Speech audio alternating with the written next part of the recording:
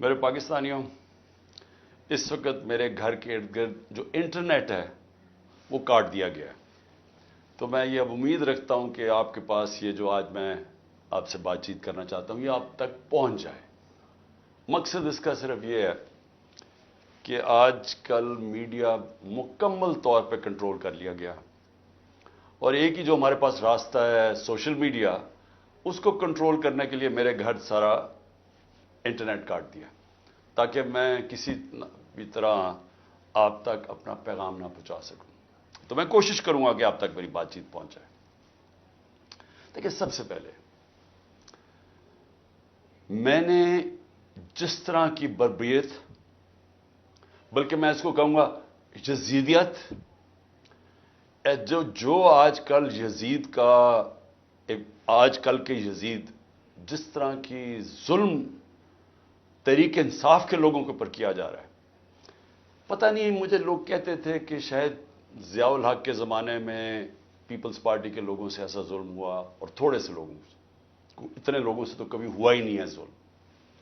اس وقت 10,000 سے زیادہ ہمارے کارکنوں کو جیلوں میں ڈالا ہوا ہے، اور میں آپ کو یہ بتا دوں کہ اتنی مشکل حالات ہیں آج۔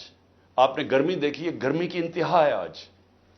چھوٹے چھوٹے پنجروں میں ان کو بند کیا ہوا ہے، کھانا ان کو صحیح نہیں مل رہا، پانی وہ ترستے ہیں وہاں، وکیلوں کو ملنے نہیں دیتے، کئی جگہ ہمارے وکیل ہی نہیں وہاں پہنچ سکتے، اور ان کو جس طرح یعنی کہ کوئی غیر ملک دشمن ہے اس طرح رکھا ہوا ہے۔ بلکہ غیر ملک دشمن بھی پرزنرز آف وار کے بھی حقوق ہوتے ہیں، یہاں تو صرف ان کو ایک کہ فائدہ اٹھاتے ہوئے جو کور کمانڈر کا گھر جلایا گیا، اس کا فائدہ اٹھاتے ہوئے پہلے سے پلان بنا ہوا تھا۔ اور میرا جس وقت بھی، یہ میں آپ کو بتا دوں، جس وقت بھی اس کے اوپر انویسٹیگیشن ہوگی یہ ثابت ہو جائے گا کہ یہ پری پلان تھا سب کچھ۔ سو اس لیے اس کے فائدہ اٹھاتے ہوئے ایک ایسا کریک ڈاؤن ہے جو میں نے پاکستان کی تاریخ میں کبھی نہیں دیکھا۔ صرف یہی نہیں کہ صرف تحریک انصاف کے کارکنوں کو اندر ڈالا ہے، سپورٹرز کو، سوشل میڈیا کے لوگ جو اپنے طور پہ پارٹی میں بھی نہیں، جو کہ پی ٹی آئی کے لیے کوئی ٹویٹ کرتے تھے، ان کو بھی اندر ڈال دیا ہے، ساری لیڈرشپ اندر ڈالی ہوئی ہے۔ اور نکلنے کا صرف ایک طریقہ ہے کہ ایک وہ جادو کے لفظ کہہ دو، وہ جس طرح ہوتا تھا نا، کھل جا سم سم، آپ جادو کا لفظ کہہ دیں کہ جی میں تحریک انصاف میں نہیں ہوں، تو آپ رہا ہو سکتے ہیں۔ یعنی یہ مذاق ہو رہا ہے ہمارے ملک کے ساتھ۔ کسی بھی دور کے اندر میں نے یہ نہیں دیکھا کہ صرف اور صرف آپ کے اوپر، اگر آپ نہیں کہتے کہ میں تحریک انصاف میں ہوں، تو آپ کے اوپر ظلم ہوں گے، تشدد ہوگا، آپ کو اس جگہ اس طرح کی گرمی کے اندر آپ کو دڑبوں میں بند کر دیں گے۔ لیکن جب آپ یہ کہیں گے کہ میں تحریک انصاف چھوڑ رہا ہوں، تو سب کچھ ٹھیک ہو جائے گا، آپ کے سارے گناہ معاف ہو جائیں گے۔ اور پھر مجھے جو حیرت ہے آج کہ کوئی ہیومن رائٹس کی آوازیں نہیں نکل رہی ہیں۔ وہ جو لوگ شور مچاتے تھے آزادی صحافت کی اور بڑا ظلم کر رہا ہے عمران خان، وہ یعنی اب کدھر گئی ہے آزادی صحافت؟ سارا میڈیا دبایا ہوا ہے، پروپیگنڈا چل رہا ہے، ون سائیڈڈ چیزیں جا رہی ہیں۔ ہمارے لوگ اب جاتے ہوئے ڈرتے ہیں میڈیا کے اوپر کہ پکڑ کے جیل میں ڈال دیں گے۔ ون سائیڈڈ چیزیں چل رہی ہیں، لوگ اب اتنا خوف اور ہراساں پھیلایا، اور میں نے خود کہا ہوا ہے اپنے لوگوں کو کہ چھپ جاؤ۔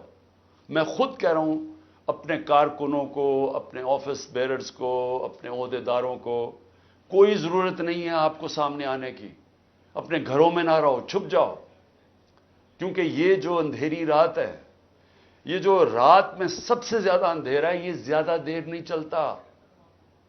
اور اللہ قرآن میں کہتا ہے کہ اس کو جو سب سے زیادہ چیز پسند ہے، مشکل وقت میں صبر کرنا۔ صبر کریں۔ مجھے پوری طرح احساس ہے کہ آپ کے اوپر کیا گزر رہی ہے، لیکن جو مجھے افسوس ہے کہ ہمارے کوئی بھی ہیومن رائٹس کے جو لوگ ہیں، وہ ڈر ڈر کے کوئی ایک آدھ بیان آ جاتا ہے، اور پھر میں صحافیوں کو کہوں گا، میں سمجھتا تھا کہ ہمارے صحافی بڑے پرو ڈیموکریسی ہیں، چلے جی میرے بڑے خلاف ہوں گے لیکن ڈیموکریسی کے لیے تو ساتھ ہے. تو وہ یہ جو تماشا ہے یہ کیسے دیکھ رہے ہیں؟ کیا ان کا کوئی ضمیر نہیں جاگ رہا؟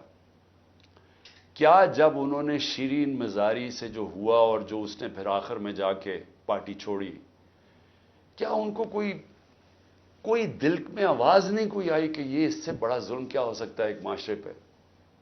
کوئی آپ کو یہ لگا نہیں؟ جو عورتوں کی تنظیم ہے، جو عورتوں کے حقوق کے اوپر بات کرتی، کہ ایک ایسی عورت جو بیوہ، والدہ اس کی بیوہ، بیٹی ایک جو اس کا دھیان رکھ رہی ہے، جو بلڈ پریشر کی مریض، اس سے جو انہوں نے کیا ہے اس گرمی کے اندر، کبھی ایک جیل میں لے کے جائیں، اس کے بعد ادھر سے نکال کے دوسرے جیل میں لے جائیں، ادھر عدالت اس کو ضمانت دے، کوئی اور کیس میں پکڑ کے لے جائیں، گجرات لے گئے اس گرمی کے اندر. تو بلڈ پریشر کی شیرین، ہمیں پتہ ہے اس کی صحت نے یہ اجازت ہی نہیں دینا تھا. میں نے تو شکر کیا کہ اس نے اس ظلم سے اپنے آپ کو بچانے کے لیے اس نے پارٹی سے ریزائن کیا. لیکن کس کو نقصان ہوا؟ پاکستان کی پالیٹکس کو نقصان ہوا. شیرین ہماری ٹاپ پارلیمنٹیرین تھی. میری کیبنٹ کے اندر وہ منسٹر تھی جو جس طرح وہ پڑھ لکھ کے ایک ایک ایشو کے اوپر آتی تھی، کوئی اور کیبنٹ منسٹر، ایک ہماری ڈاکٹر ثانیہ تھی، کہ اتنی محنت کر کے کبھی کیبنٹ میٹنگ میں نہیں آئی جو شیرین آتی تھی. اس کے علاوہ سارے اس کے دشمن بھی جانتے ہیں کہ وہ ایک محب وطن پاکستانی، وہ کبھی بھی اینٹی پاکستان کا نہیں سوچ سکتی تھی. شیرین مظہری جان دے دے لیکن وہ ایک پاکستان کے ہر کاز کے لیے کھڑی ہوتی تھی. جو لوگ اس کو الٹرا نیشنلسٹ کہتے تھے، کئی دفعہ وہ کئی ناراض ہو جاتے تھے کہ وہ بڑی سخت باتیں کرتی تھی، لیکن وہ نظریاتی عورت تھی. تو اس سے نقصان تحریک انصاف کو تو چلے ہوا، لیکن پاکستان کی سیاست کو اور جمہوریت کو نقصان پہنچا. اور عورتوں کو، بڑی کم عورتوں کے اندر اس طرح کی صلاحیت ہے پاکستانی پالیٹکس میں جو شیرین میں تھی. لیکن اس کے علاوہ مجھے آج پیغام آیا ہے کہ جی میں اب اور برداشت نہیں کر سکتا. انہوں نے میرے گھر پہ لوگ بھیجے، گھر کے اندر گھس گئے لوگ، انہوں نے آ کے رات کو بیوی، میرا 13 سال کا بچہ وہاں اندر گھس گئے، میری بزنسز کے اوپر، میرے رشتہ داروں کے اوپر پریشر ڈال دیا. لیکن کہتا آخر میں انہوں نے کہا میں تمہارے 13 سال کے بیٹے کو اٹھا کے لے جائے گا. تو میں جی اور پریشر برداشت نہیں کر سکتا، وہ بھی چھوڑ گیا. تو یہ اس وقت کا حالات ہے کہ کسی نہ کسی طرح پی ٹی آئی کو چھوڑیں گے، سب کچھ گناہ معاف ہو جائیں گے. میں اس وقت مجھے حیرت ہو رہی ہے، اور مجھے کئی لوگوں کے اوپر خود پتا ہے کہ ان کے اوپر کتنا پریشر تھا، کیونکہ مجھے بتاتے رہے کہ یہ کر رہے ہیں، اب یہ وہ کر رہے ہیں، اب میری بزنس بند کر دی ہے. اوکاڑا کے اندر اس کے کسی کا گھر بن رہا تھا وہ گرا دیا، بلڈوز کر دیا. کسی کی دکانیں تھی وہ گرا دی جا کے. تو میں پھر سے، کیا یہ ہمارے وہ لوگ جو کہ بڑے جمہوریت کے سپاہی تھے اور وہ ہیومن رائٹس آرگنائزیشنز، کیا ان کو یہ نظر نہیں آ رہا کہ یہ نہیں ہے کہ یہ صرف تحریک انصاف کو نقصان پہنچ رہا ہے، یہ ہماری جمہوریت ختم کی جا رہی ہے. یہ وہ دور آ رہا ہے کہ اس کے اندر جمہوریت ختم ہو جائے گی. کیونکہ اس میں صرف یہی نہیں ہو رہا، ایک جو بنیادی چیز ہوتی ہے جمہوریت میں، فنڈامنٹل رائٹس، بنیادی حقوق کی حفاظت کی جاتی ہے جمہوریت میں. مغرب کے اندر، یورپ میں، انگلینڈ میں لوگ کیوں جاتے ہیں؟ اپنے ٹیکس دیں، قانون نہ توڑیں، آزاد ہوتے ہیں. کوئی ان کے بنیادی حقوق کے خلاف نہیں جا سکتا، وہ عدالت ان کی حفاظت کرتی ہے. ہاں تو بنیادی حقوق ہی ختم ہو گئے، فنڈامنٹل رائٹس کا معنی ہی ختم ہو گیا یہاں. یعنی جو میڈیا سے انہوں نے کیا، عمران ریاض سے کیا کیا؟ عمران ریاض سب سے زیادہ اس کی یوٹیوب کے اوپر ویورشپ تھی. اس کو ابھی تک عدالتوں نے بار بار کہا کہ ہمارے سامنے اس کو پیش کرو. کیوں نہیں پیش کر رہے؟ مجھے خوف ہے کہ اس کے اوپر تشدد اتنا کیا ہوگا کہ وہ عدالت میں لاتے ہوئے سے ڈر رہے ہیں. یہ ارشد شریف کے بعد یہ دوسرا ہے کہ ارشد شریف سے جو انہوں نے کیا ہے، تو کدھر ہے ہماری صحافی کمیونٹی؟ کیونکہ چلیں ٹھیک ہے، آج تو چلے ہمارے پر برا وقت ہے، یہ تو آپ کے اوپر بھی آئے گا۔ اگر ایک دفعہ فنڈامنٹل رائٹس ختم ہو جاتے ہیں ایک معاشرے میں، تو معاشرے میں تو جنگل کا قانون ہے۔ آپ نے طاقتور کی بات نہ مانی، آپ سے بھی یہ ہوگا۔ آپ نے طاقتور کی غلامی کر لی، سب کچھ ٹھیک ہو جائے گا، آپ کو معاف بھی کر دیا جائے گا، بلکہ آپ غلط کام بھی کریں تو آپ کو معاف کر دیا جائے گا۔ آپ مجرم ہو قوم کے، آپ منی لانڈرر ہو، آپ کے لنڈن میں اربوں روپے کی پراپرٹیز ہوں جو آپ بتا ہی نہیں سکتے کہ کدھر سے ہے، آپ کو معاف کر دیا جائے گا، کیونکہ آپ طاقتور کے ساتھ کھڑے ہیں۔ لیکن کمزور کو بچانے والا کوئی نہیں ہوگا، کیونکہ جب فنڈامنٹل رائٹس ختم ہوتے ہیں جو ہو گئے ہیں پاکستان میں۔ اور مجھے یہ ابھی تک بتائیں، 25 لوگ شہید ہوئے ہیں، 69 لوگوں کو گولیاں ماری گئیں۔ کون سی جمہوریت ہے جدھر اس کے اوپر انویسٹیگیشن نہیں ہوتی؟ کیوں نہیں اب تک انویسٹیگیشن ہوئی ان لوگوں کے اوپر؟ وہ کون لوگ تھے؟ وہ پاکستانی تھے، ان کے حقوق ہیں، ان کے ماں باپ ہیں، کئیوں کے بیچارے بچے تھے جو وہ ایک روزی کمانے والا تھا، ان کو سیدھی گولیاں ماری گئی۔ کوئی انویسٹیگیشن ہوگی؟ کیونکہ اگر آپ یہ انویسٹیگیشن آج نہیں کریں گے، یہ آگے ہوگا، ہو سکتا ہے کہ آگے آپ ان گولیوں کا نشانہ بن جائیں۔ کیونکہ جب آپ یہ ہونے دیں گے ایک معاشرے کے اندر کہ پرامن احتجاج کے اوپر گولیاں چلا دیں اور بہانہ ماریں وہ کور کمانڈر کے گھر کا، اور اس سے سارا کچھ ہی اجازت مل جائے، لائسنس ٹو کل مل جائے، جو مرضی آپ کریں، تو یہ آپ کی بھی باری آ جائے گی۔ اس لیے آج ہمیں فوری طور پہ انویسٹیگیشن کرنی چاہیے ان لوگوں کی، جو صرف یہی نہیں کہ جو 25 لوگ شہید ہوئے ہیں سیدھی گولیوں سے، وہ لوگ جو کہ ہاسپٹل میں پڑے ہوئے ہیں، 2 کی مجھے پتا چلا ہے، کیونکہ ہمیں پتہ ہی نہیں اب چلتا کچھ، کیونکہ سارے کارکن تو یا چھپ گئے ہیں یا جیلوں میں ڈال دیے ہیں، تو آہستہ آہستہ خبریں آتی ہیں کہ 2 کارکنوں کی ٹانگیں کٹ گئی ہیں، کیونکہ گولیاں ماری ان کی ٹانگوں کے اوپر، ان کی ٹانگیں کٹ گئی ہیں، تو ان کی زندگیاں گئی۔ تو کون پوچھے گا ان کو؟ اور یا پھر آپ یہ فیصلہ کریں گے کہ اس ملک کے اندر پرامن احتجاج کی اب سے اجازت نہیں ہے، آپ یہ کہہ دیں گے کہ آپ نے جو مائٹ از رائٹ، جو جنگل کا قانون ہے، جو طاقتور فیصلہ کرے گا آپ کو اس کے سامنے سجدے کرنے پڑیں گے، یعنی طاقت کی غلامی قبول کرنے کے لیے جو تیار ہے پھر وہی بچے گا اس ملک میں۔ اور میں آج یہ ضرور کہنا چاہتا ہوں کہ یہ جو سب کچھ ہو رہا ہے اس کے پیچھے کیا ہے؟ یہ کیوں ہو رہا ہے سب کچھ؟ یا تو چلیں یہ سب کچھ ہو رہا ہو اور پاکستان کو اس سے کوئی فائدہ ہو رہا ہو، یا اس سے کوئی ملک چینج آ جائے، یا اس سے ایک دم یہ ہو، یہ جو ہمارے لوگوں کو چینج کر رہے ہیں، وہ پالیٹکس چھوڑ رہے ہیں، پی ٹی آئی کے لوگ جو میں پالیٹکس چھوڑ رہا ہوں، وہ پریشر کے اندر سارے ہاتھ کھڑے کر رہے ہیں، تو کیا اس سے یہ ہوگا کہ پارٹی ختم ہو جائے گی؟ جو بھی یہ سوچ رہا ہے، جس کی بھی یہ سوچ ہے، خدا کے واسطے اپنا ذہن کو، اپنا ہیڈ ایگزامن کرواؤ، سوچو اس کے اوپر کہ آپ کیا کر رہے ہیں۔ کبھی آئیڈیا بھی مارا جاتا ہے یہ ظلم سے، یعنی کبھی ایک نظریہ بھی اس طرح ختم ہوتا ہے۔ یہ جانوروں اور انسانوں میں فرق ہے۔ بھیڑ بکریوں کو آپ ڈنڈے ماریں وہ سارا اس طرف لگ جائیں گے جدھر آپ چلائیں گے، لیکن یہ انسان ہے۔ اور جب انسانوں کے اندر ایک آئیڈیا آ جاتا ہے آزادی کا، وہ آپ ختم کر ہی نہیں سکتے۔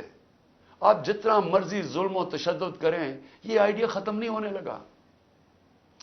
اگر یہ آئیڈیا ختم ہونا ہوتا تو مقبوضہ کشمیر میں آج وہ ہاتھ کھڑا کر کے اور آرام سے چپ کر کے قبول کر لیتے ہندوستان کی غلامی۔ 1,00,000 سے اوپر کشمیری شہید ہو چکا ہے۔ کشمیریوں کے اوپر جو ہم آج ہمارے پہ ظلم ہو رہا ہے، یہ کشمیری 30 سال سے ہو رہا ہے ان کے اوپر۔ ان کے بھی گھروں میں گھس جاتی ہے رات کو پولیس، لوگ اٹھا کے لے جاتے ہیں، نوجوانوں کو اٹھا کے لے جاتے ہیں، جیلوں میں ڈال دیتے ہیں، ان کو بھی کوئی پوچھنے والا نہیں ہے، ان کے بھی کوئی فنڈامنٹل رائٹس نہیں ہیں، ان کے سارے لیڈروں کو بند کر دیا ہے، وہاں بھی میڈیا کے اوپر کنٹرول کیا ہوا ہے۔ لیکن جس وقت موقع ملے گا کشمیریوں کو اپنی آواز سنانے کا، ایک آواز سے سارا کشمیری کہے گا آزادی، ایک آواز سے کہیں گے، انہوں نے جتنی بربریت کی ہے ہندوستان نے وہاں، اس کا کیا ہوا ہے؟ اس کا نتیجہ یہ ہوا ہے کہ جو پرو انڈین پولیٹیشین تھے وہی ختم ہو گئے ہیں. اب جو انڈیا کی بات کرتا ہے اس کو کوئی ووٹ ہی دینے کے لیے نہیں تیار. تو بجائے وہ ان کو یعنی کامیاب ہونے کے انہوں نے اور ہی کشمیری لوگوں کو آزادی کی طرف دھکیل دیا. یہی ہو رہا ہے پاکستان میں. آپ جتنا مرضی کریں گے, کبھی کوئی پارٹی جس کا جب ووٹ بینک بن جاتا ہے, جو آج ماشاءاللہ تحریک انصاف کا بن گیا ہے, ان حربوں سے اس کو آپ ختم نہیں کر سکتے. یہ بڑھتی جائے گی یہ پارٹی. لوگوں کے اندر غصہ ہے, یہ جو دیکھ رہے ہیں تماشا. کیا لوگ بیوقوف ہیں؟ ان کو نظر نہیں آ رہا کیا ہو رہا ہے؟ آپ بشک میڈیا کے اوپر جو مرضی کنٹرول کر لیں. لوگ, جب مجھے ابھی بھی یاد ہے جب ذوالفقار علی بھٹو کے ایوب خان کے دور میں جب اس کے اوپر سینسرشپ تھی, تو ہم اس کا ایک ایک فقرہ ڈھونڈا کرتے تھے. 2 لائنیں بھی ہوتی تھی. وہ اس وقت پاکستان ٹائمز یا وہ نوائے وقت ہوتا تھا یا جنگ ہوتا, ایک ایک فقرہ ڈھونڈتے تھے اس کا کہ وہ کیا کہا اس نے. اور اب سوشل میڈیا کا زمانہ ہے, تو اب آپ کیسے بند کریں گے؟ لوگوں کو تو انفارمیشن اب مل رہی ہے. لوگوں کو تو یہ پتا چل گیا کہ یہ سارا سٹیج مینج تھا, یہ پوری کانسپریسی کی ہوئی تھی, پری پلان بنا ہوا تھا. اب اس کے اندر کئی رائے ہیں کہ آئی بی نے کیا یا ایم آئی نے کیا. اس کے اندر تو سوشل میڈیا پہ اب چل رہی ہیں چیزیں, لیکن یہ پتا ہے کہ یہ پری پلان تھا کہ انہوں نے اس کا پورا فائدہ اٹھانا تھا تحریک انصاف کو ختم کرنے کے لیے. میرا صرف ایک پوائنٹ ہے کہ جو نظریے کو ظلم اور یزیدیت سے ختم کرنے کی کوشش کر رہے ہیں, ان کو ہیومن نیچر کا بھی نہیں پتا, ان کو انسانی تاریخ کا نہیں پتا, ان کو انسانی موومنٹس کا نہیں پتا. انہوں نے جب ایران کے اندر انقلاب آیا تھا, وہاں بھی بڑی بربریت ہوئی تھی. انہوں نے بڑا ظلم کیا تھا ان لوگوں کے اوپر, لیکن نہیں روک سکے تھے. اس کو کوئی روک نہیں سکتا.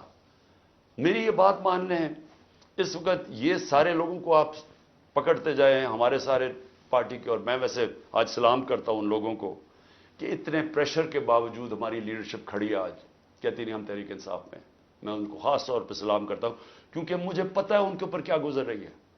لیکن فرض مال سارے بھی چھوڑ دیتے ہیں تحریک انصاف کو. میں آج آپ کو کہہ رہا ہوں, جس کو میں پی ٹی آئی کا ٹکٹ دوں گا وہ انشاءاللہ جیتے گا. اور وہ اس لیے جیتے گا کہ لوگ وہ فیصلہ کر بیٹھے ہیں. مجھے یہ بتائیں, کبھی ہوا ہے پاکستان کی تاریخ میں کہ پی ڈی ایم پارٹیز کے ساتھ اس وقت اسٹیبلشمنٹ جڑی ہوئی ہے, ان کے ساتھ الیکشن کمیشن جڑی ہوئی ہے, ان کے ساتھ آئی بی اور ایف آئی اے اور ساری ایجنسیز جڑی ہوئی ہیں, ان کے ساتھ سارا جو گورنمنٹ کا یہ جو کیئر ٹیکر گورنمنٹس ہیں, یہ پوری طرح کبھی ہوا ہی نہیں ہے. Care taker government funds in کو دے رہی ہیں, سب کچھ ان کی مدد کر رہی ہیں, پھر کیوں الیکشن سے بھاگ رہے ہیں؟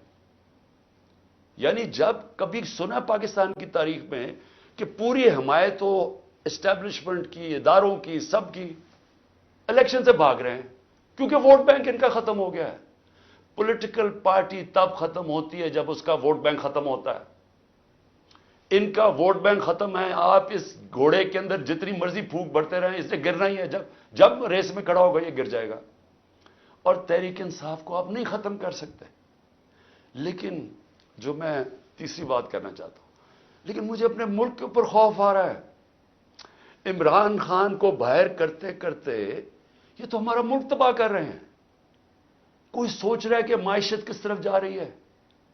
کوئی اب تنخواہ دار طبقے سے کسی نے پوچھا اب یہ بل آئیں گے بجلی کے, ان سے ذرا پوچھا کہ وہ کیسے بل دیں گے؟ کبھی کسی نے پوچھا ہے کہ جو 100 روپیہ تھا ہمارے دور میں جب ہم چھوڑ کے گئے ہیں, وہ صرف 50 روپے اس کی قیمت, خریدار قیمت رہ گئی ہے. تو اس مہنگائی کے اندر کسی نے پوچھا ہے کہ اس ملک کا کمزور طبقہ کیسے گزارا کر رہا ہے؟ کمزور طبقہ چھوڑے, میں تنخواہ دار طبقے کی اب بات کر رہا ہوں, جن کو اچھی خاصی تنخواہیں ملتی ہیں, وہ سوچے وہ کیسے گزارا کر رہے ہیں. اور سوچا ہے کہ اس وقت ہمارے جو پروفیشنلز ہیں, جو دنیا میں کہیں بھی نوکری کر سکتے ہیں, 9 لاکھ پروفیشنل ملک چھوڑ کے چلے گئے. اس کی کوئی اندازہ ہے کہ یہ کتنا بڑا نقصان ہے؟ اگر پاکستان میں ہم نے شوکت خانم کینسر ہاسپٹل بنایا تھا, اور آپ سارے عرب دنیا میں چلے جائیں, وہاں اگر آپ کو کینسر ہاسپٹل ملے گا تو سارا باہر سے لوگ, ان کے جو سٹاف ہے, جو آنکولوجسٹ ہیں, جو کینسر اسپیشلسٹ, سب باہر سے آئے ہوئے ہیں. پاکستان میں کیوں ہم بنا سکے انٹرنیشنل کیلیبر کا ہاسپٹل؟ کیونکہ کوالیفائڈ پاکستانی باہر سے آئے تھے یہاں کام کرنے کے لیے. اب وہ لوگ باہر جانے کا سوچ رہے ہیں. 10% ہمارے کنسلٹنٹ چھوڑ کے جا رہے ہیں. اور اگر یہ میں اپنی انسٹیٹیوشن کی بات کر رہا ہوں تو مجھے بتائیں باقی جگہ کیا ہو رہا ہوگا. جب اس ملک کے پروفیشنلز پڑھے لکھے لوگ چھوڑ کے ملک جا رہے ہیں, سوچیں یہ ملک کدھر جا رہا ہے. اور دوسرا, ڈالر جا رہے ہیں ملک سے باہر, سب ڈالر باہر بھیج رہے ہیں. اس وقت کوئی سرمایہ کاری نہیں ہو رہی, لوگ ڈالر خرید رہے ہیں. 300 سے زیادہ تو روپیہ ڈالر ہو گیا پاکستان میں. کیا اس کا اندازہ ہے کہ اب ملک کے اوپر کیا ہونے والا ہے؟ نہ کوئی انویسٹمنٹ آ رہی ہے, کوئی سرمایہ کاری نہیں آ رہی. نہ پاکستان کے اندر کوئی سرمایہ کاری کرنا چاہتا ہے, نہ باہر. وہ ڈالر پکڑ کے بیٹھ گئے. نہ باہر سے کوئی کمرشل بینک پیسے دینے کے لیے تیار ہے, نہ باہر سے کوئی انویسٹر آنے کے لیے تیار ہے. اور سارے جو پاکستان کے ہم ریکارڈ انڈیکیٹرز چھوڑ کے گئے تھے, ریکارڈ پہ ایکسپورٹس تھی, آج ایکسپورٹس گر رہی ہیں. ریکارڈ پہ ریمیٹنسز تھی, وہ آج ریمیٹنسز گر رہی ہیں. ریکارڈ ٹیکس کلیکشن تھی, آج ٹیکس کلیکشن گر رہی ہے. آئی ٹی 75% ہماری ایکسپورٹس بڑھی تھی, فیوچر ٹیکنالوجی کا, وہ آج نیچے چلی گئی ہیں. آج جو ہمارا جو کسان ہے, ذرا اسے پوچھے تو صحیح کہ اس کے کیسا گزارا ہو رہا ہے. کتنا پیسہ تب بن رہا تھا, آج وہ کتنا پیسہ بنا رہا ہے. کیونکہ مہنگائی اتنی ہو گئی ہے کہ اس کے پاس اب ہاتھ میں اتنا پیسہ ہی نہیں ہے. جتنا کسان کے پاس پیسہ آئے گا وہ زمین پہ لگائے گا. کبھی پوچھا ہے کہ جو پروڈکشن سینٹر ہیں جس سے دولت بنتی ہے, جس کی وجہ سے آپ نے قرضے واپس کرنے ہیں, جو ہے انڈسٹری بند ہو رہی ہے. آج بے روزگاری پھیل رہی ہے. ریکارڈ انڈسٹریل پروڈکشن تھی ہماری, 10.4% لارج سکیل مینوفیکچرنگ تھی ہمارے آخری مہینے میں, آج وہ گر رہی ہے. آج جو سب سے خوفناک چیز ہے کہ جب آپ کے باہر سے ڈالر کم آ رہے ہیں, جب آپ کے ڈالر کم آنے شروع ہو گئے ریمیٹنسز اور ایکسپورٹس کے, اس کا اب کیا ہوگا؟ قرضے بڑھتے جا رہے ہیں, ڈالرز کم ہوتے جا رہے ہیں. آج جتنا پاکستان اپنا ٹیکس میں پیسہ اکٹھا کرتا ہے, یہ سن لیں پاکستانیوں, جتنا ہم ٹیکس میں پیسہ اکٹھا کرتے ہیں سارا قرضوں کے اوپر سود پہ چلا جاتا ہے. ملک پھر قرضوں پہ چل رہا ہے. اب ریکارڈ قرضہ لے رہے ہیں ہم, سود ادھر پہنچ گیا ہے قرضوں کے اوپر کہ سارا ہی ہمارا ٹیکس کا پیسہ اب سود میں چلا جائے گا. تو میں یہ سوچنے کی کوشش کر رہا ہوں کہ کیا یہ جو لوگ یہ فیصلے کر رہے ہیں کہ عمران خان کو باہر رکھو, کیا ان کو نہیں نظر آ رہا کہ پاکستان ڈوب رہا ہے؟ کیا ان کو نہیں نظر آ رہا کہ ان کے پاس روڈ میپ کوئی نہیں ہے؟ میں آج میں کمیٹی بنانے کے لیے تیار ہوں, ایک مذاکراتی کمیٹی. کسی سے بھی, وہ جو بھی اس وقت طاقتور لوگ ہیں, میں ان سے جا کے وہ بات کریں. وہ 2 چیزیں کر لیں, کیونکہ اور تو ابھی مجھے تو سمجھ نہیں آ رہی. ہم نے بڑی کوشش کی بات کرنے کی, جو یہ پہلے لوگ تھے وہ عجیب باتیں کرتے تھے کہ جی ہم تو اکتوبر میں الیکشن کروائیں گے. کیوں جی اکتوبر میں الیکشن کروائیں گے؟ بولے نا, وہ اس لیے کروائیں گے کہ یہ انہوں نے کرنا تھا ہمارے ساتھ, جب کرش ہو جائے گی تحریک انصاف تو تب الیکشن کروائیں گے, اور ان کے پاس کوئی جواب ہی نہیں تھا. میں یہ کمیٹی بناتا ہوں, میں 2 چیزیں کہتا ہوں, 2 چیزیں کرتے ہیں. اگر اس کمیٹی کو یہ بیٹھ کے کہہ دیں کہ جی عمران خان کے بغیر پاکستان بہتر ہو جائے گا اور آپ کے پاس کوئی سلوشن ہے, میں پھر سے کہتا ہوں کہ اس ملک کی خاطر میں چھوڑ دیتا ہوں, میں پیچھے ہٹ جاتا ہوں. اگر آپ یہ کمیٹی کو سمجھا دیں کہ میرے بغیر ملک بہتر چلے گا, چلے میں ملک کی خاطر یہ بھی چھوڑنے کے لیے تیار ہوں. یا دوسری چیز, یا اس کمیٹی کو یہ کہہ دیں کہ اکتوبر میں الیکشن کروانے سے پاکستان کو کیا فائدہ ہے. یہ تو ہمیں سمجھ آ رہی ہے کہ اکتوبر تک تحریک انصاف کو ان کا خیال ہے کرش کر دیں گے, لیکن پاکستان کو کیا فائدہ ہے؟ ہم کیوں اکتوبر تک انتظار کر رہے ہیں جب ملک نیچے جا رہا ہے؟ یا یہ 2 چیزیں کنونس کر دیں. میں اس کی کمیٹی بناؤں گا, میں انشاءاللہ کل اناؤنس کر دوں گا. لیکن میں آج آخر میں 2 چیزوں پہ اب ختم کرتا ہوں. ایک تو آخر میں تو میں القادر کے اوپر بات کرنا چاہتا ہوں, جو 4 گھنٹے میں 4.5 گھنٹے مجھے نیب میں بٹھایا کل انہوں نے, اس کے اوپر بات کرنا چاہتا ہوں.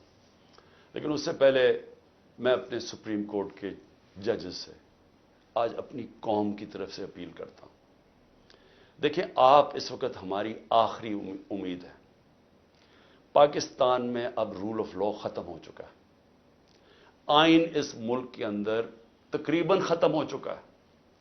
جب 14 میں میرا یہ رائٹ تھا، میں نے اسمبلیز اپنے آئین کے مطابق ڈیزالو کی تھی، 2 اپنی اسمبلیز میں نے اپنے آئین کے مطابق ڈیزالو کی تھی کہ 90 دن میں الیکشن ہوگا.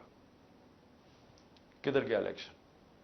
14 مئی کی انہوں نے ڈیٹ دی چیف جسٹس صاحب نے اور سپریم کورٹ. 14 مئی گزر گئی، کسی کو کچھ فرق ہی نہیں پڑا. تو اس کا مطلب تو آئین جب آپ کا گیا ہے تو رہ گیا جنگل کا قانون. اب تو اس میں مطلب کہ جو طاقتور وہ فیصلہ کرے گا کون سا آئین کی شکل پہ چلنا ہے. اس نے نظریہ ضرورت تو شروع ہو گیا پاکستان میں. میں اپنے سپریم کورٹ کے ججز کو، مجھے پتا ہے آپ کے اندر اختلافات ہیں، دیکھیں ملک کے لیے بہت ضروری ہے.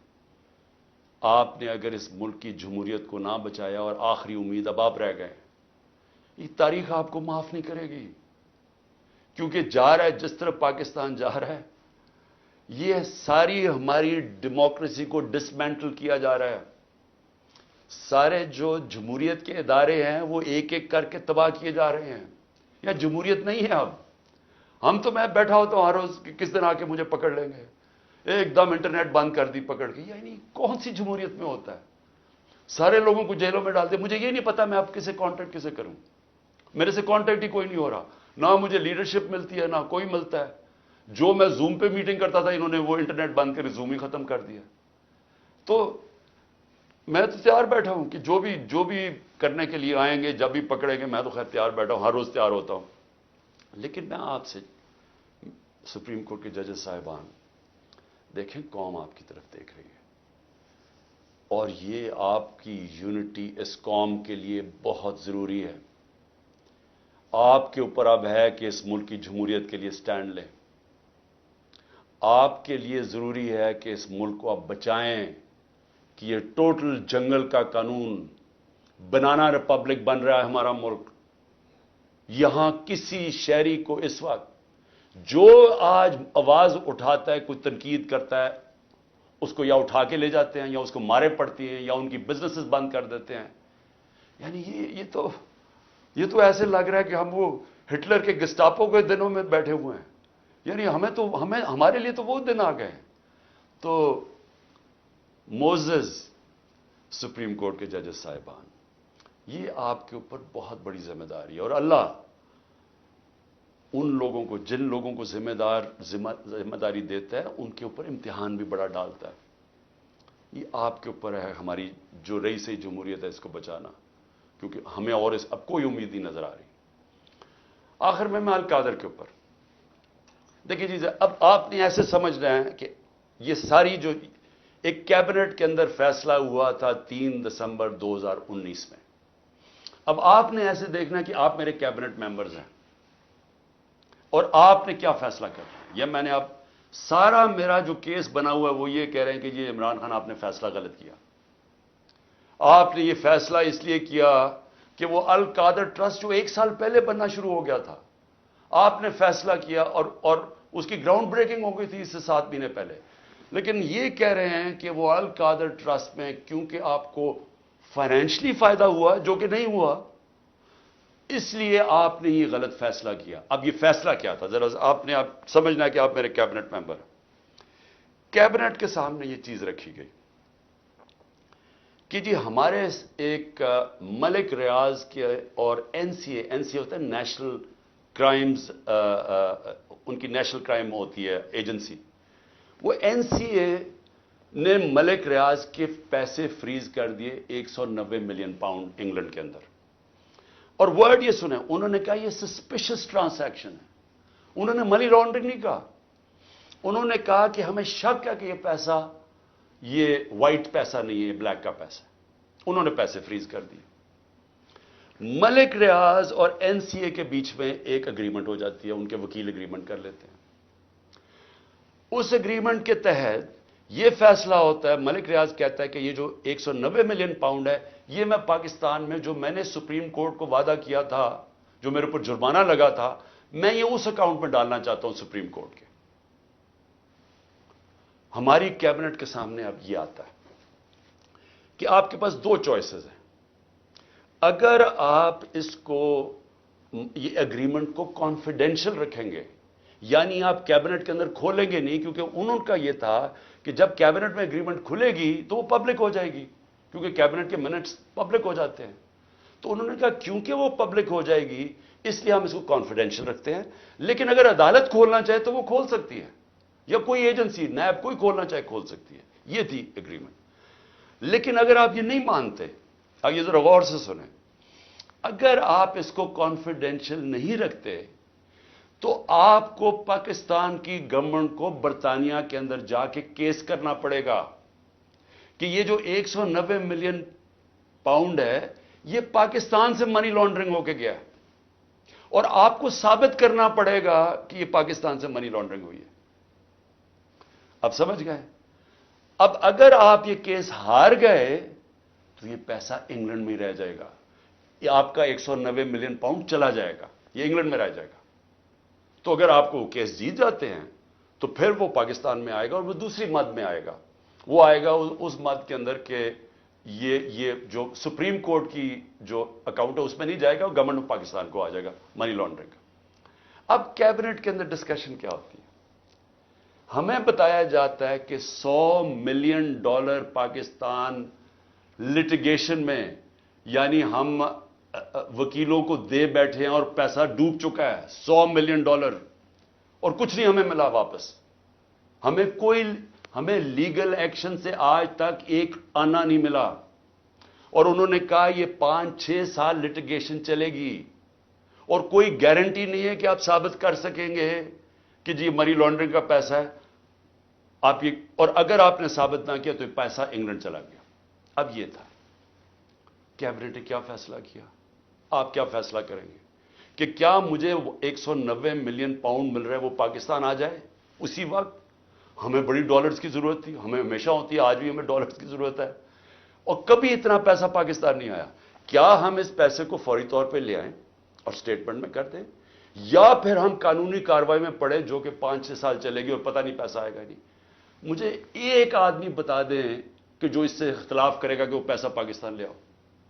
میں پوچھنا چاہتا ہوں کہ کون سا احمق ہوگا جو پتا ہوگا کہ آپ نے کیس بھی نہیں، یعنی کون سا یہ جوا کھیلے گا اور 5-6 سال انتظار کرو اور ہو سکتا ہے پیسہ ہی نہ آئے؟ تو ساری کیبنٹ نے فیصلہ کیا کہ جناب ٹھیک ہے، کانفیڈینشیل اگریمنٹ ہم مان لیتے ہیں، پیسہ پاکستان آ جاؤ۔ پیسہ پاکستان آ گیا، اسٹیٹ بینک کے اندر ڈپازٹ ہو گیا، سپریم کورٹ کے اندر وہ پیسہ ڈپازٹ ہو گیا 190 ملین پاؤنڈ۔ اب اگلی بات، اب نیب مجھے کہہ رہی ہے کہ آپ نے یہ اس لیے بدنیتی سے کیا کیونکہ آپ نے ملک ریاض نے آپ کے لیے القادر ٹرسٹ جو ہے وہ اس نے جو سارا اس کا سپانسر وہ تھا، تو آپ نے اس کو فائدہ پہنچانے کے لیے کر دیا۔ بھئی سوال بڑا سمپل ہے، آج آپ کے پاس 190 ملین پاؤنڈ پڑا ہوا ہے سپریم کورٹ میں، نیب آج کہے کہ یہ غلط مات میں پیسہ آ گیا ہے، آپ جا کے انگلینڈ کے اندر کیس کریں اور ثابت کر دیں کہ منی لانڈرنگ کا پیسہ ہے اور وہ ادھر سے ادھر چلا جائے گا۔ یعنی آپ کو کون روک رہا ہے اس چیز میں؟ کیونکہ آپ نے صرف ثابت کرنا ہے کہ منی لانڈرنگ کا پیسہ، جا کے کیس کر کے کر دیں، پیسہ تو پاکستان آ گیا، تو کون چیز کیا آپ کو روک رہی ہے؟ اگر آپ یہ سمجھتے ہیں کہ غلط مد میں چلا گیا تو آپ کے پاس تو اپرچونٹی ہے، نیب تو کیس کر سکتا ہے، کیوں نہیں کیا ابھی تک کیس؟ صرف مجھے ذلیل کرنے کے لیے، اور یہ کہہ رہے ہیں کہ مجھے ذاتی طور پہ فائدہ ہوا۔ اب القادر کیا ہے؟ میں نے یہ فیصلہ کیا تھا کہ جب بھی مجھے اللہ نے موقع دیا، دو چیزیں میں نے کی۔ رحمت للعالمین اتھارٹی سیٹ اپ کی کہ میں اپنے بچوں کو سیرت نبی اسکولوں سے شروع کریں، ریسرچ کروائیں، ہمارا کیریکٹر بلڈنگ شروع ہو، ہماری اخلاقیات بالکل ختم ہو چکی ہے، اس کو ہم اٹھائیں اپنے نبی کی سیرت کے ذریعے۔ اور دوسرا میں نے یہ یونیورسٹی رحمت اللہ عالمین اتھارٹی، اور یہ دوسرا یونیورسٹی کا سوچا، القادر یونیورسٹی، جس میں ہم نے کوشش یہ کی کہ سیرت نبی کے اوپر ہم ریسرچ کریں، انٹرنیشنل اسکالرز کو میں نے انگیج کیا، اور پھر ٹیکنالوجی بھی پڑھائی جائے بچوں کو۔ یہ اس کا مطلب تھا کہ ماڈرن ٹیکنالوجیز بھی پڑھائیں، آرٹیفیشل انٹیلیجنس ایسی، اور ساتھ ساتھ اپنی لیڈرشپ ڈیولپ کریں سیرت نبی کے اوپر، ان کے کیریکٹر کے اوپر، اور لوگوں کو تیار کریں۔ میری جو بیوی بشرا بیگم، ان کے اوپر وارنٹ نکال دیے گئے، کس چیز کے؟ کہ وہ ایک ٹرسٹی ہیں، ان کو میں نے ٹرسٹی رکھا۔ کیوں ٹرسٹی رکھا؟ کیونکہ سیرت نبی میں ان کو انٹرسٹ ہے، انہوں نے بڑی پڑھا ہوا ہے اس چیز کے اوپر، انہوں نے پڑھا، یعنی وہ ان کا شوق ہے کہ یہ سیرت نبی پھیلائی جائے، تو اس کو ٹرسٹی رکھ دیا۔ ٹرسٹی کو لکھا ہوا ڈیڈ میں نہ ایک آنا مل سکتا ہے، نہ ان کی تنخواہ ہے، نہ کوئی پیسہ مل سکتا ہے، نہ ان کا پراپرٹی میں کچھ ہے، ان کا کوئی تعلق نہیں ہوتا۔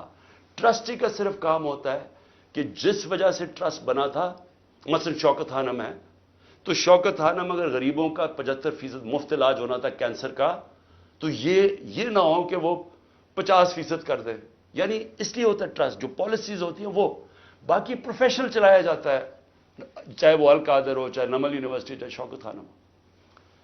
نہ مجھے 1 روپے کا فائدہ آج تک شوکت خانم سے ہوا، نہ نمل یونیورسٹی سے ہوا، اور نہ القادر سے ہوا، کیونکہ القادر ایک پروفیشنل اب وہ چل رہا ہے، وہاں سارے بچوں کو مفت تعلیم مل رہی ہے، جو بھی القادر میں پڑھ رہے ہیں سب کو مفت مل رہی ہے، اور ان کو جس طرح میں نے آپ کو کہا کہ اس کا مقصد کیا، یہ کہہ رہے ہیں نیب کہ مجھے ذاتی طور پہ فائدہ ہوا، کدھر؟ اچھا، کیونکہ پیسے کا تو کوئی بتا نہیں سکتے، مجھے کیا پیسے کا فائدہ ہوا؟ تو کہہ رہے نہیں سیاسی طور پہ آپ کو فائدہ ہوا، کہ جس طرح القادر سے میری سیاست جم گئی۔ یہ ہے کیس۔ میں صرف آپ کو یہ بتانا چاہتا تھا کہ اتنا پروپیگنڈا ہو رہا ہے، لوگوں کو بتا، 4.5 گھنٹے مجھے نیب میں بٹھایا، اور بار بار یہی پوچھتے رہے کہ جی دیکھیں آپ کو تو اس سے بڑا فائدہ ہوا ہے، اور ملک ریاض کو آپ نے کیوں کیا؟ بھئی ملک ریاض کو اس لیے کیا کہ پاکستان کے سب سے بڑا بلڈر ہے وہ ہے ملک ریاض، اور ملک ریاض میرا کیا انٹرسٹ تھا، وہ اس کے پاس جو موبلائزنگ اکوپمنٹ ہے وہ سب سے تیزی سے کام کرتا ہے، یعنی وہ اگر آپ اسے کہے کوئی اتنی تیز کام نہیں کرتا جتنا ملک ریاض کی کنسٹرکشن کرتی ہے۔ میرا انٹرسٹ کیا تھا کہ وہ جلدی سے سیٹ اپ ہو القادر، جتنی جلدی سیٹ اپ ہو، اور میں اگر پرائم منسٹر تھا میں ان کو فائدہ پہنچا سکوں، انٹرنیشنل اسکالرز لا سکوں ہوتے ہوئے اس وقت، میرا تو صرف یہ انٹرسٹ تھا۔ اور مجھے اس سے کیا انٹرسٹ ہے؟ جس طرح ہر سال شوکت خانم میں 9 ارب روپیہ اکٹھا ہوتا ہے، تو کیا وہ میری ذات کے لیے ہو رہا ہے؟ اس لیے میں چاہتا تھا کہ میں آپ کو کلیئر کر دوں کہ جس طرح کی کوششیں کی جا رہی ہیں، اور مجھے جو انہوں نے پکڑا تھا نیب میں وہ اتنی بدنیتی تھی کہ انہوں نے 28 کو ایک دم میری جو انکوائری کو انویسٹیگیشن میں بدل دیا، مجھے انکوائری رپورٹ ہی نہیں دکھائی، اور 28 کو انکوائری سے انویسٹیگیشن کرتے ہیں، 1 تاریخ کو میرا وارنٹ نکال دیتے ہیں، اور مجھے پتہ ہی نہیں ہے کہ قانون کہتا ہے کہ انکوائری میں میرا جواب آنا چاہیے، اور جس دن میں اٹھاتے ہیں مجھے وہاں سے رینجرز آ کے مجھے جس آپ کے سامنے جو طریقہ انہوں نے اختیار کیا مجھے اٹھانے کا، اس دن میں بیل لینے کے لیے بیٹھا ہوا تھا، کیونکہ ہمیں اخباروں سے پتا چلا کہ انہوں نے انویسٹیگیشن کر دیا، کوئی انصار عباسی کا آرٹیکل ہے 30 اپریل کو، تب ہمیں پتا چلا کہ انہوں نے انویسٹیگیشن کر دیا۔ میرے وکیل نے لکھا لاہور اسلام آباد ہائی کورٹ کو، یہ کیا مذاق ہو رہا ہے؟ تو میں اس دن اسلام آباد ہائی کورٹ اس پہ جا رہا تھا عدالت میں، جب انہوں نے ادھر سے اغوا کر کے باہر لے گئے اور پکڑ کے، جب جیل میں پہنچا تو پہلے ہی دفعہ تب انہوں نے مجھے انکوائری رپورٹ دکھائی۔ تو یہ تھا سارا ڈرامہ، میں نے کہا آپ سب کو بتا دوں۔ آخر میں اپنی ساری قوم کو کہنا چاہتا ہوں کہ دیکھیں یہ جو برا وقت ہے یہ ایک اللہ کا نظام ہے، اس میں ہمیں صبر کرنا چاہیے، کوئی ہمیں اس میں دل برداشتہ نہیں ہونا چاہیے۔ قوموں کی زندگیوں میں یہ مشکل وقت آتے ہیں، اور کئی میرے لوگ بہت مشکلوں سے گزر رہے ہیں، لیکن باقی ساری قوم کو میں ایک چیز کہنا چاہتا ہوں، اپنے ذہن میں ڈال لیں کہ اس طرح کی غلامی، یہ شذیدیت، اس طرح کی غلامی کو قبول کرنے سے بہتر ہے مر جاؤ۔ اللہ نے آزادی کو کیوں اتنا بڑا رتبہ دیا؟